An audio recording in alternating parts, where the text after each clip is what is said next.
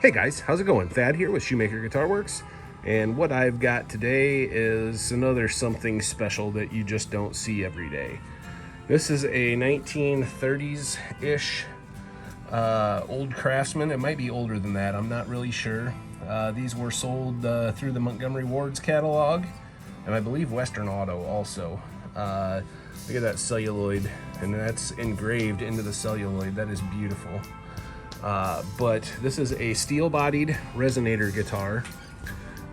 These had this burst around the outside of them, painted in gold.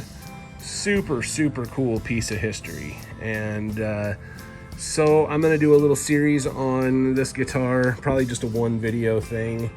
But what I'm gonna do is I'm gonna go through and clean everything up, make sure everything is in good working order, tuners, etc.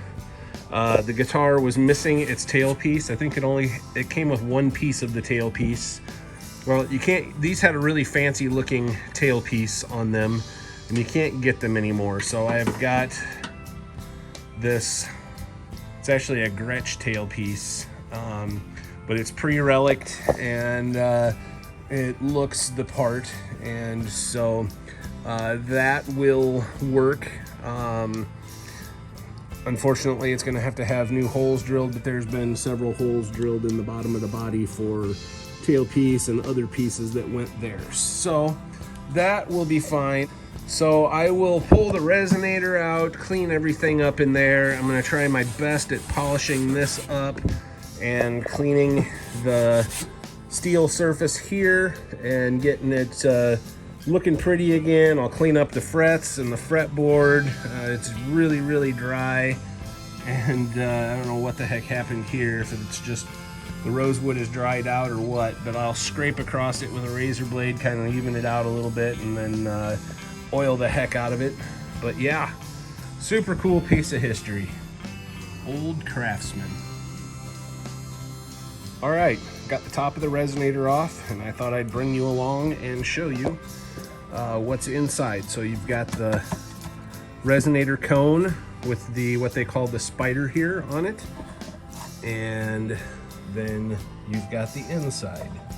So these are reinforced with wood on the inside. Let me see if I can get a good shot of that. So that runs all the way up underneath the neck, up in here, and then runs all the way to the back like so. And yeah, so pretty neat. That is all nice and stable. I don't know what kind of glue they used in the factory when they glued these in, but I've only seen one that came through here that was loose, and that person did not want me to put their guitar on film. I tried to get them to let me do a video on it, and they would not let me. So anyway, there's about an inch space back here.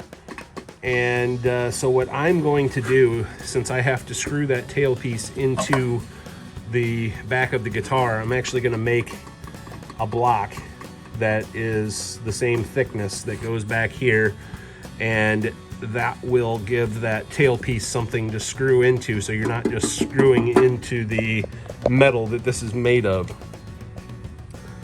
Man, look at all of that. Just years and years of gunge from playing. Super cool though. The spider and the cone is in excellent condition. Excellent condition. Much better than the last one that I worked on. But anyway guys, so I'm gonna start the cleanup process and whatever, and first thing I'm gonna do is get this thing all cleaned up and see what I can do about getting it as polished as possible. All right, I don't know if it shows up on film, but I just went through and cleaned this thing up with soapy water and a rag, and man, what a difference.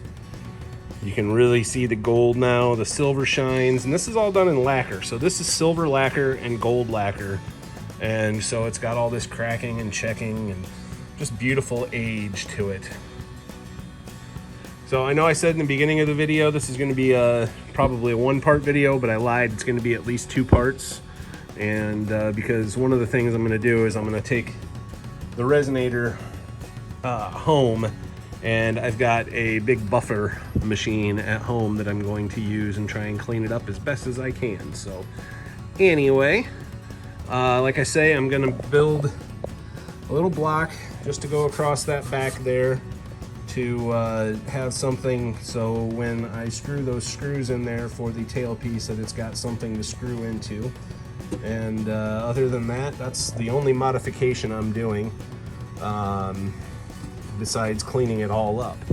And so next thing I'm going to do is I'm going to get this fretboard all scraped and cleaned up, and that's probably where we'll end this episode. Next episode we'll put everything back together and have a heck of a guitar here. All right, got the fretboard cleaned up, and it's got some old man fingernail grooves in it, but it's in pretty darn good shape for being 80 some years old, probably closer to 90. And it's got some dents in the frets, but I'm going to smooth them over as much as I can, and yeah, we will go from there. I'm not going to replace frets on this because these are the original brass frets, and so there's no need to replace them if the guitar plays, and I think it will.